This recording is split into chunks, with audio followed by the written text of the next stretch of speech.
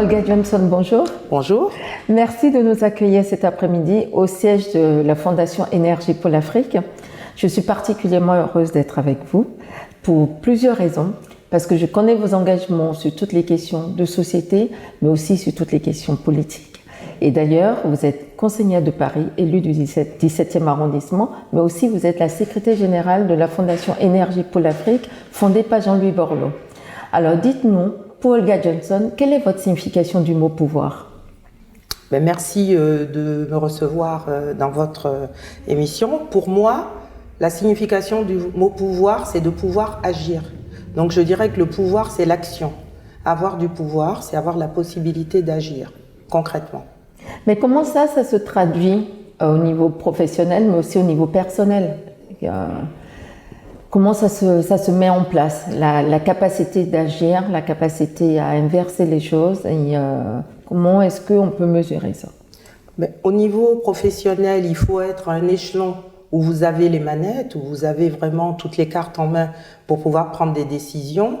Et on voit très bien que énormément de personnes ont du pouvoir, n'agissent pas forcément. Donc quand je dis agir, c'est que ce pouvoir vous oblige. Quand vous avez du pouvoir, ça vous oblige à prendre des décisions et à les mettre en action. Après, au niveau personnel, on sait tous que dans la famille, dans le couple, en tout cas moi je suis d'origine africaine et qu'en Afrique ce sont les femmes qui ont le pouvoir. Donc il est assez naturel à installer celui-là dans la vie professionnelle. Dans la vie familiale, c'est de faire les choses, c'est de s'arranger pour que tout soit fait en temps et heure. C'est plus une question pour le coup là d'organisation. En tout cas en Afrique, souvent les femmes elles disent qu'elles ont le pouvoir, mais elles laissent croire à l'homme que c'est lui qui l'a à l'extérieur. Mais en revanche, en back-office, c'est elle qui dirige tout, c'est ça? C'est un peu ce que j'essayais de dire, mais vous le dites mieux que moi. Voilà, c'est un petit peu ça. Est-ce que justement on peut penser que l'exercice du pouvoir se traduit différemment selon si on est un homme ou si on est une femme? L'exercice du pouvoir, je n'en suis pas sûre qu'il se traduise différemment. En revanche, la perception qu'ont les gens vue de l'extérieur de votre pouvoir, elle est différente. On sous-estime toujours le pouvoir d'une femme et c'est là qu'on a plus de facilité à l'exercer puisque de toute façon, moi j'ai toujours le sentiment que quand on est sous-estimé, ça nous donne la force, ça décuple notre énergie, notre volonté et notre force et puis très honnêtement, souvent on les prend en traître puisqu'on ne pense pas que vous avez un pouvoir aussi important, donc vous agissez et puis quand ils se rendent compte, c'est un peu tard. Donc vous avez le temps de faire des choses concrètement avant que les hommes s'en rendent compte, donc c'est très bien. On dit souvent que les femmes qui ont du pouvoir ont dû sacrifier quelque chose, plus particulièrement leur vie personnelle. Qu'est-ce que vous en pensez? Est-ce que ça a été votre cas? Non, je suis pas sûre d'avoir sacrifié plus qu'un homme. Je pense que les personnes qui ont une forme de pouvoir et qui l'exercent, c'est ce que je disais au début, ça les oblige. Donc le pouvoir, ça prend quand même du temps. Quand on dit pouvoir, ça veut dire que vous avez la capacité peut-être de gérer un certain nombre de personnes, un certain nombre de dossiers, de prendre en charge un certain nombre d'initiatives. Donc effectivement, vous sacrifiez un petit peu de votre temps libre, mais c'est pas une histoire d'homme ou de femme. Je pense qu'un homme de pouvoir sacrifie autant de choses qu'une femme. La FIP que je dirige depuis plus de 15 ans travaille et milite contre les discriminations notamment liées à l'origine, mais malheureusement, tous les chiffres démontrent encore que ces discriminations ne cessent de progresser. Qu'est-ce qu'on pourrait faire justement pour lutter contre ces inégalités et favoriser un mieux vivre ensemble? Ça passe vraiment par l'éducation, par l'emploi et par ce que je disais, le dialogue. Il faut rétablir le dialogue entre les citoyens. Il faut se parler plus, être attentifs les uns aux autres, mais ça revient un petit peu. Après les attentats, je trouve qu'on a collectivement pris conscience qu'il fallait qu'on prenne soin les uns des autres. C'est tout le vœu qu'on peut nous souhaiter pour cette nouvelle année en tout cas. Revenons à des choses un peu plus légères.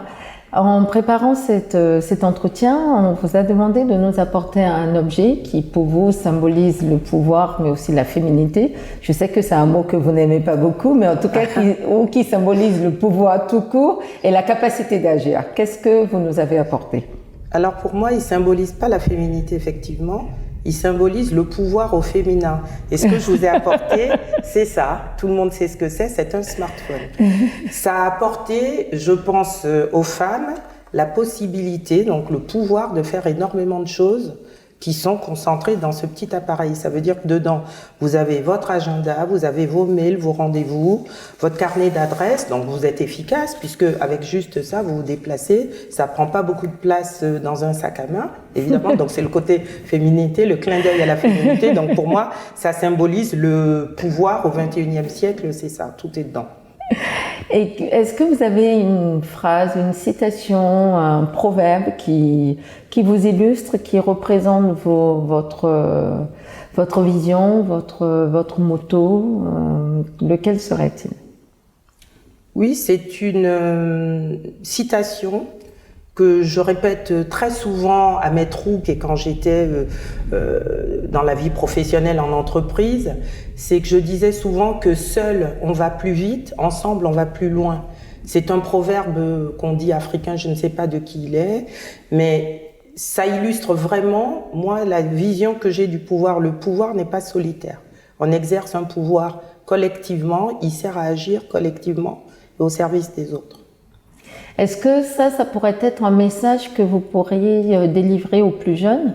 Exactement, et je leur dirais, je rajouterais la devise d'HEC, puisque j'ai travaillé pendant de longues années à l'association des diplômés HEC. La devise d'HEC de l'école, c'était apprendre à oser. Et je dirais aux femmes, apprenez et osez. Apprenez, donc l'éducation, et apprenez à oser également, parce que rien ne vous est interdit. Si on vous fait croire que quelque chose n'est pas pour vous, ça doit vous inciter à y aller. Ça veut dire que c'est peut-être pour vous et que c'est pour ça qu'on essaye de vous décourager. Donc toujours oser, aller essayer d'aller le plus loin possible, en tout cas, et briser le plafond de verre. Notre entretien touche à sa fin. Et pour conclure, pour Olga Johnson, le pouvoir, c'est? Le pouvoir, c'est la liberté d'agir. Merci beaucoup. Et à bientôt. Merci.